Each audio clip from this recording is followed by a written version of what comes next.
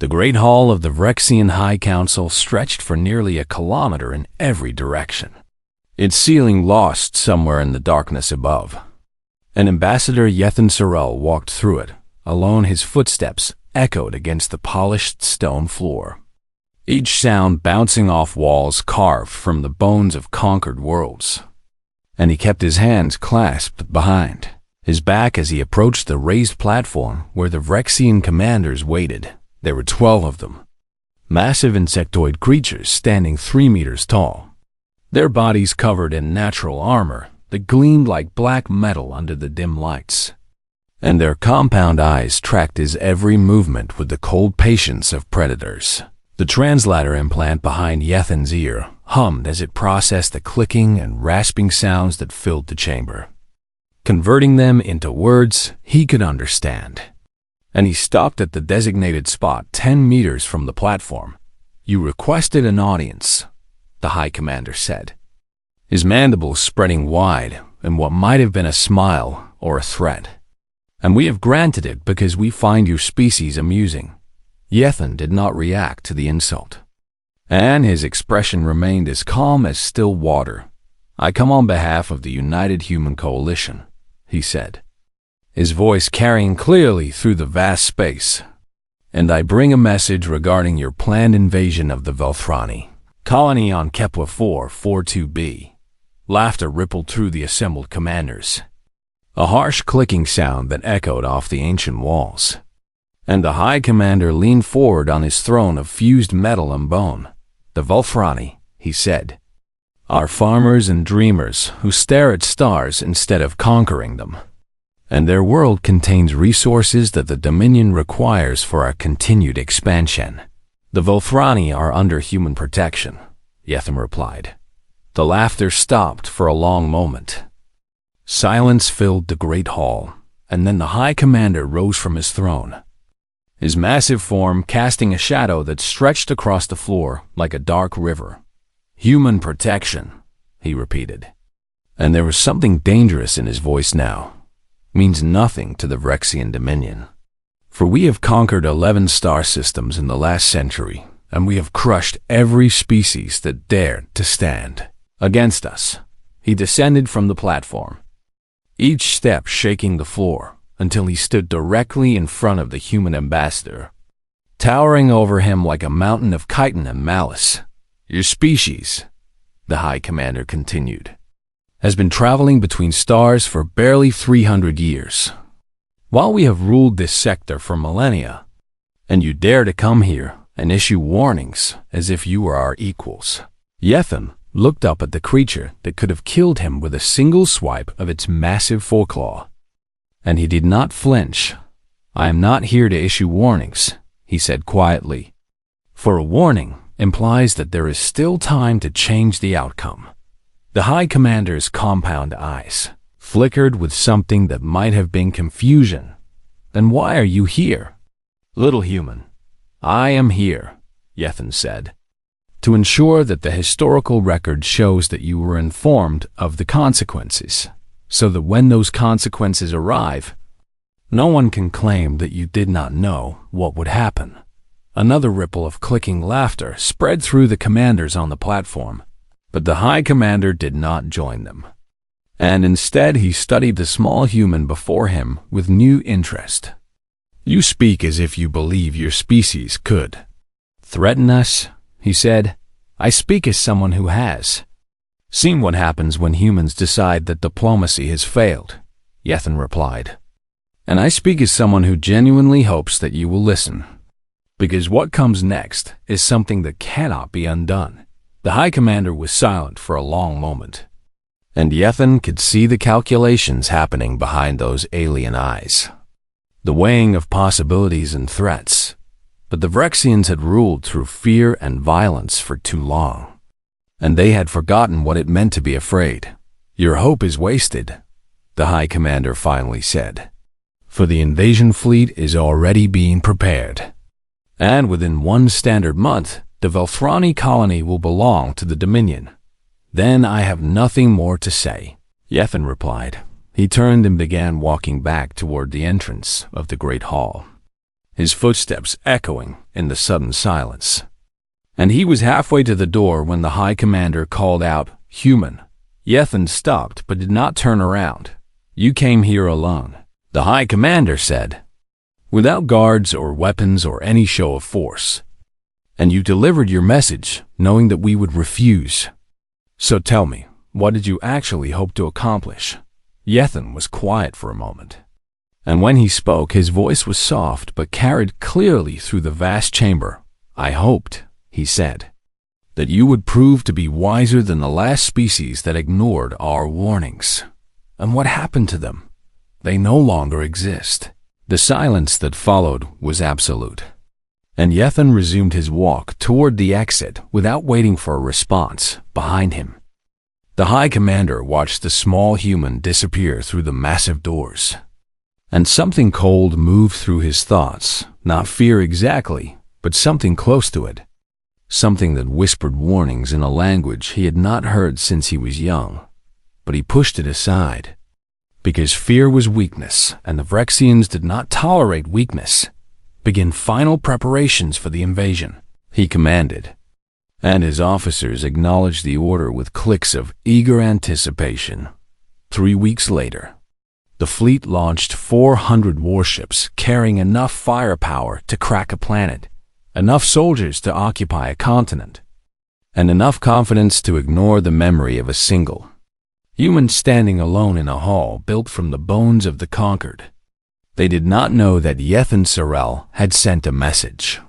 The moment he left the council chamber, they did not know that somewhere in the vast darkness between stars, something had begun to move, and they did not know that humans had a very long memory for those who harmed the innocent.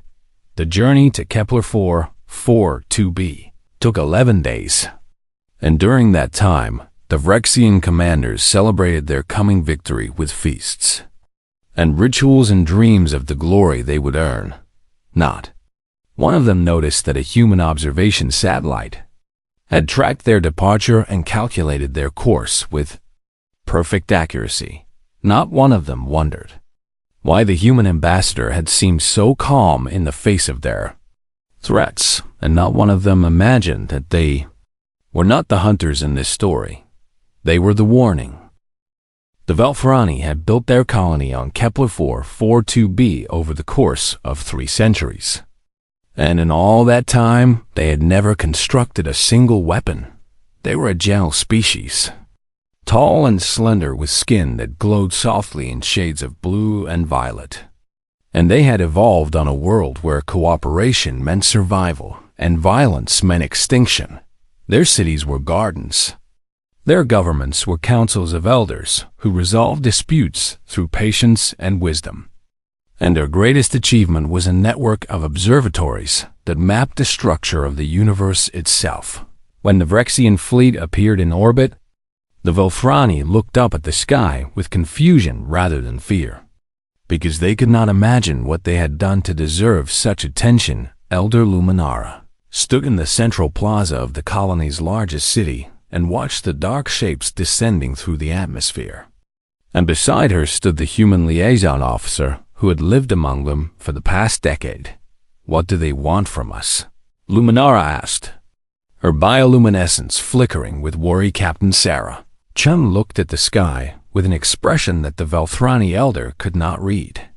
And when she spoke, her voice was heavy with something that might have been grief. "They want your resources," she said. "And they do not care what they have to do to take them. But we would share," Luminara said. "For we have always believed that the universe provides enough for all who ask peacefully." Sarah Chun placed her hand on the elder's arm, a gesture of comfort that the Velthrani had learned to understand during their years of friendship with humanity. "I know," she said, "and I am sorry." The first drop pods landed in the fields outside the city, crushing crops that the Velthrani had tended with generations of care. And Vrexian soldiers emerged in their hundreds, with weapons raised and mandibles clicking with hunger for conquest. Sarah Chun activated her emergency beacon and sent a single transmission to the human monitoring station at the edge of the System 3. Words that she had hoped she would never have to say. Protocol Omega confirmed. Then she turned to Elder Luminara and the other Velthrani who had gathered in the plaza, their glowing forms trembling with fear. They did not know how to process. "Go to the shelters," she said, "and stay there until this is over. What about you?" Luminara asked. Sarah Chun looked at the approaching Rexian forces and drew the sidearm she had never expected to use. "I am going to buy you time."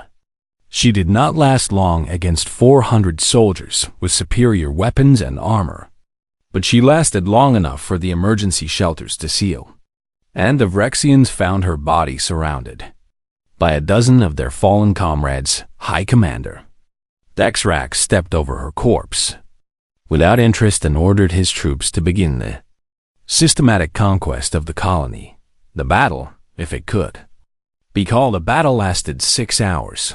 The Velthrani had no military and no weapons, so they had nothing to fight with except their desperate hope that someone would come to save them. But no one came. Rexian soldiers moved through the cities with brutal efficiency, rounding up civilians and executing those who resisted, and the air filled with the sounds of screaming and the bitter smell of burning. The observatories were destroyed first, their delicate instruments smashed, and their centuries of data erased in moments of casual violence. And the scientists who had spent their lives studying the stars died trying to protect their work. Elder Luminara was captured in the shelter beneath the central plaza, dragged out into the light by soldiers who found her bioluminescence amusing, and she was forced to watch as her people were herded into containment camps. "Why?" she asked the Rexian officer who stood over her. "Why are you doing this to us?" The officer clicked his mandibles in what might have been a smile. "Because we can," he said. "And because no one is strong enough to stop us." By the time the sun set on Kepler 442b, 47,000 Velthrani civilians were dead. The Rexians did not count them, because they did not consider the number important, but someone else was counting.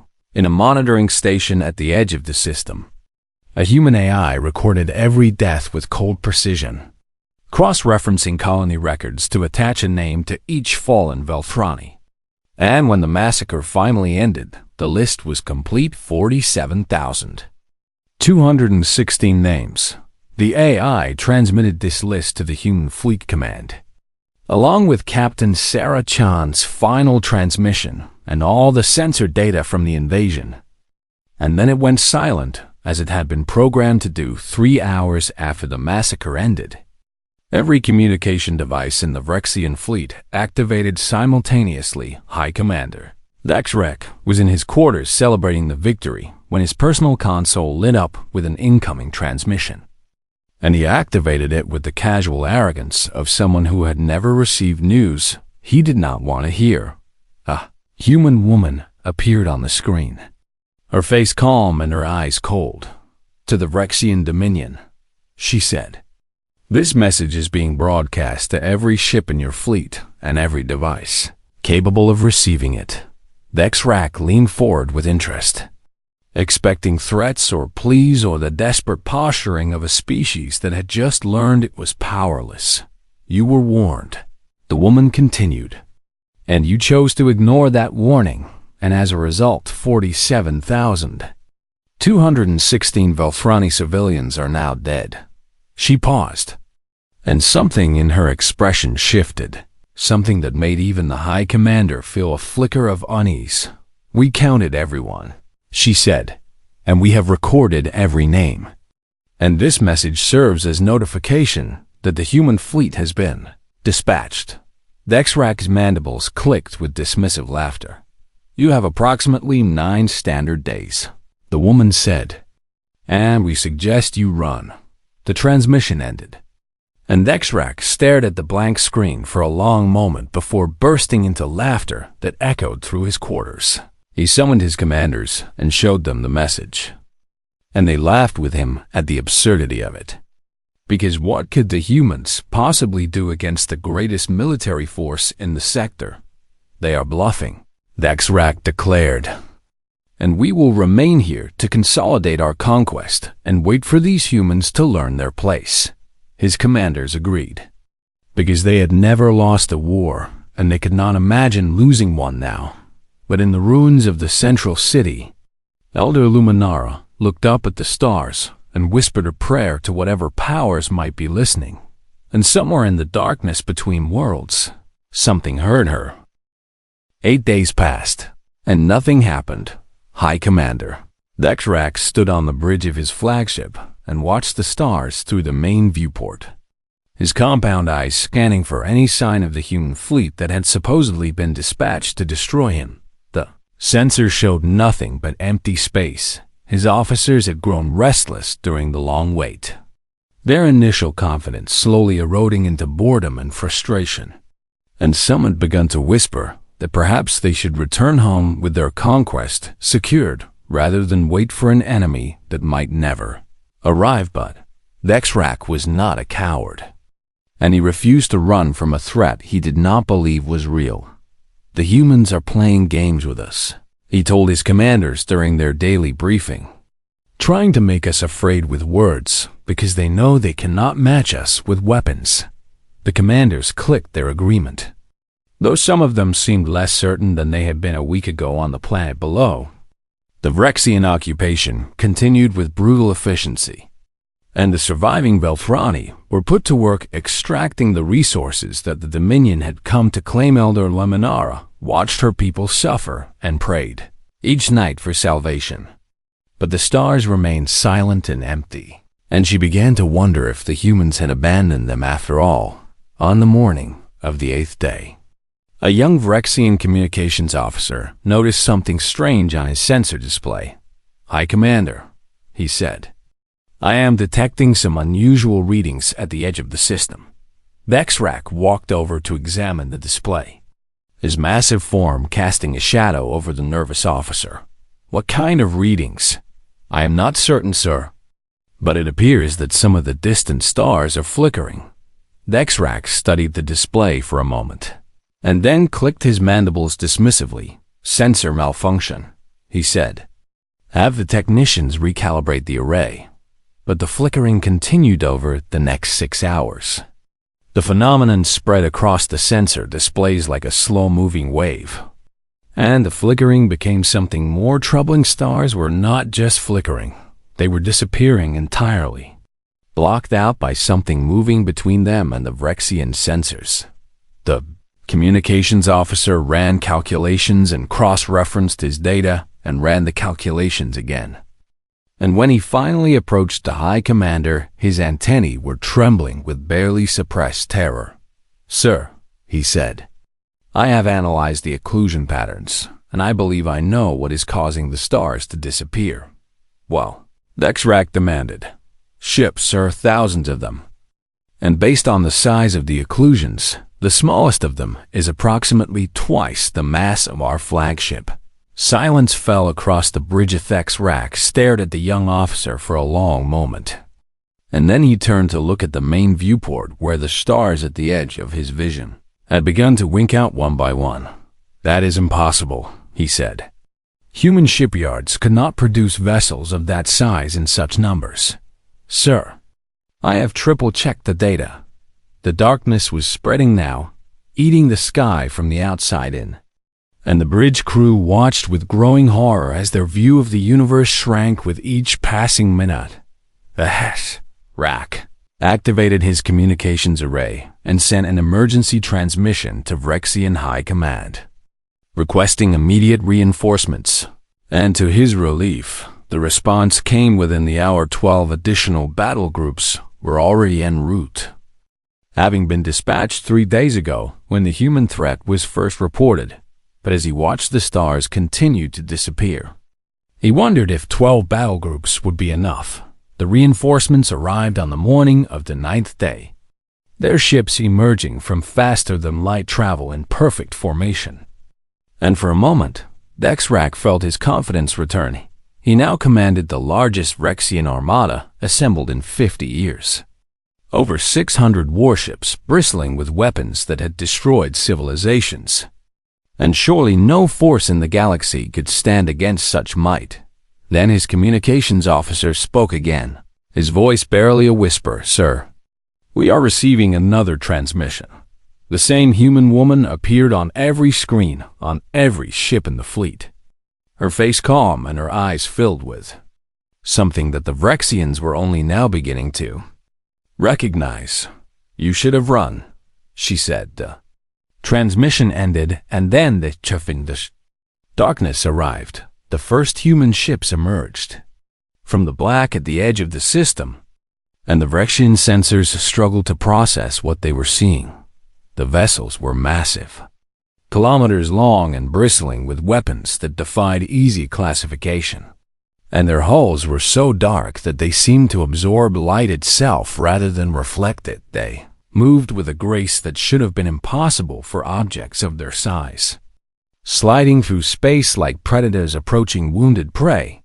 And as they came closer, more ships appeared behind them in numbers that grew with each passing second. 100 ships became 500. 500 became 1,000. 1,000 became 2,000. Then 3, then 4. The sky that had been full of stars was now full of human warships. And High Commander Dexrak finally understood what Ambassador Yethan Sorel had tried to tell him in that council chamber weeks ago. This was not a warning. This was not a negotiation. This was a reckoning. "All ships," Dexrak commanded, his voice steady despite the fear that clawed at his thoughts. "Prepare for combat." His fleet responded with the discipline that had made the Vrexian Dominion the terror of 11 star systems. Weapons charging and shields, activating and targeting systems, locking onto the approaching human vessels. But as the first shots were fired, Dexrak noticed something that chilled him to his core. The human ships were not trying to evade. They were not raising shields or taking defensive positions. They were simply coming forward, absorbing the Vrexian weapons' fire without apparent damage. And the darkness of their hulls seemed to drink in the energy of every shot that struck them. And then the human ships returned fire. The universe turned white. 20 years passed, and the galaxy changed. The Vrexian Dominion did not collapse in the aftermath of their defeat at Kepler 442b, because humans did not want them to collapse. And instead, something far more interesting happened.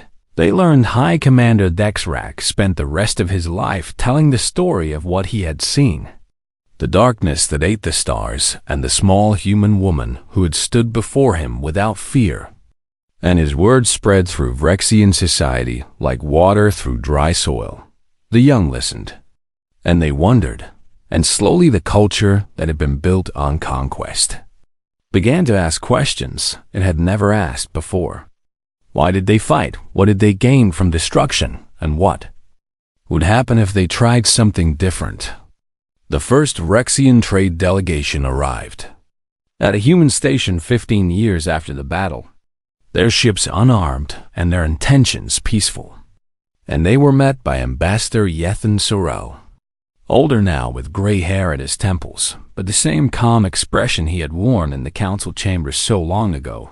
"You came," he said, the Vrexian delegate, a young female named Kethrix, who had been a child when the human fleet darkened the sky, clicked her mandibles in the gesture her species used to show respect.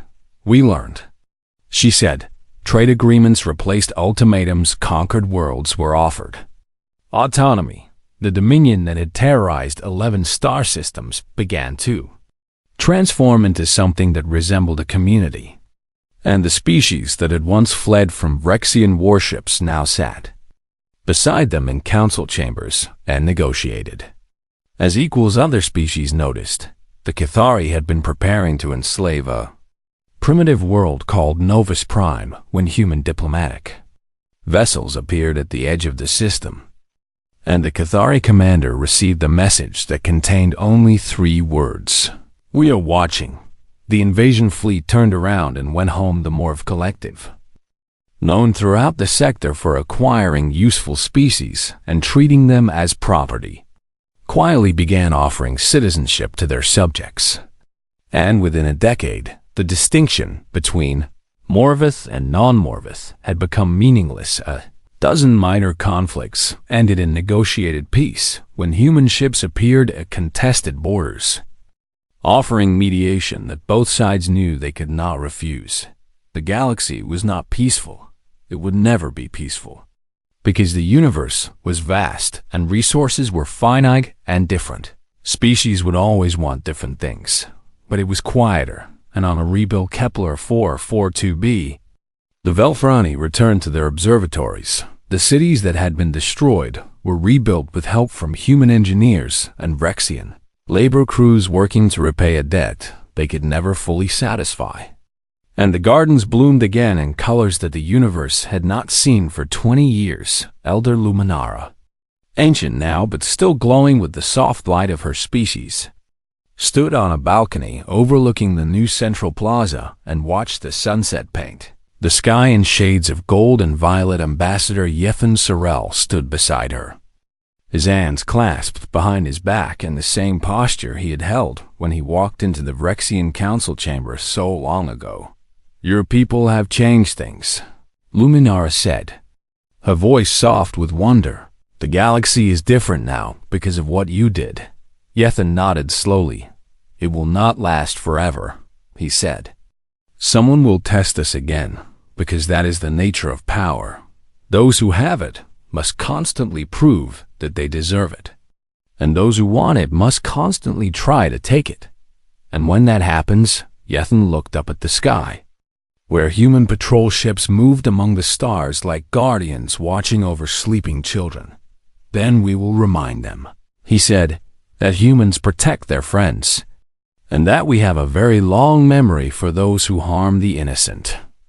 Luminara's bioluminescence flickered with colors that meant curiosity and hope. "Do you think the peace will hold?" "I think," Yethan said, "that peace is not something you achieve once and then forget about. It is something you choose every day, something you work for and fight for and sometimes die for. And it requires constant vigilance against those who would rather take than build." He turned to face her, and she saw something in his eyes that she had come to recognize over 20 years of friendship. "But I also think," he continued, "that the galaxy is better than it was, and that the future holds possibilities that did not exist before, and that is worth fighting for." A human battleship passed overhead, its dark hull briefly blocking the light of the setting sun before disappearing into the stars. Luminara watched it go with an expression of peace. "Thank you," she said, "for everything you have done for us." Yethan smiled. "Thank you," he replied, "for helping us find our way home 60 years ago. We never forgot." They stood together in comfortable silence as the last light of day faded and the stars emerged one by one. Each point of light a world with its own stories and struggles and dreams, and among those stars, the human fleet continued its eternal patrol, watching and waiting and remembering. The galaxy had received its warning at Kepler 442b this time. They had listened, but the humans remained vigilant, because they knew that memory fades and courage fails in the darkness, is always waiting for those who forget why the light matters. So they remembered. They remembered every kindness and every cruelty. They remembered every friend they had made and every promise they had kept, and they remembered the 47,216 Velfrani who had died because a warning was ignored. The stars burned on in their ancient patterns, indifferent to the struggles of the species that lived among them. But the darkness that moved between those stars was no longer empty. It was full of guardians, and the galaxy slept peacefully, knowing that somewhere in the vast night, humans were watching the end. The battle lasted 11 minutes. Vrexian weapons fired in desperate volleys that would have cracked moons and shattered continents, and the humans absorbed every shot as if the most powerful military in the sector was throwing pebbles at a mountain. Energy beams diffused across hulls that seemed to be made of solidified darkness, Kinetic projectiles vanished into some kind of gravity well before they could strike their targets, and missiles detonated, harmlessly against shields that flickered with colors. The Vrexian sensors could not identify, and then the human fleet returned. Fire. The Vrexian flagship folded in on itself like paper being crushed in a fist, its hull crumpling inward as gravity weapons twisted the very fabric of space around it. And High Commander Dexrak felt his body being pulled in directions that should not have existed. He survived only because the humans wanted him to survive around him. His fleet died in ways that defied understanding. Ships simply ceased to exist as weapons. Moving too fast to see converted them to expanding clouds of plasma.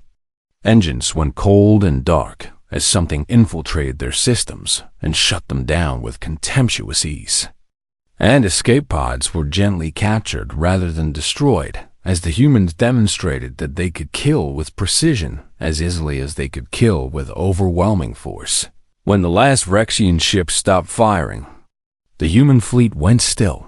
The silence that followed was absolute. Dexrak hung in the wreckage of his command bridge, surrounded by debris and the bodies of his officers, and he stared through a crack in the hull at the vast shapes that now filled the sky where his armada had been a human boarding craft.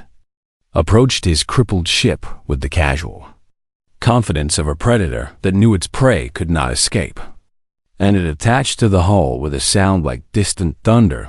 He heard the hiss of an airlock cycling, then footsteps moving through the corridors of his ship, and he pulled himself upright on his command throne and waited for the end. The door to his bridge opened. A human woman walked through it, small and fragile looking compared to the massive Vrexians she stepped over without apparent concern.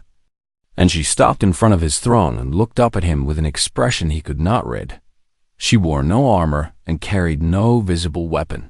She did not need to. High Commander Dexrak, she said, and her voice was calm in a way that made his compound eyes twitch with unease.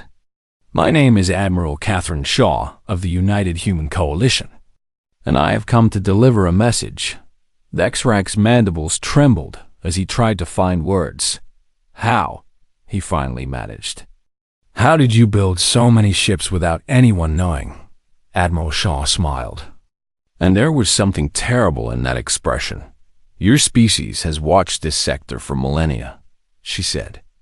And in all that time, you never looked beyond it.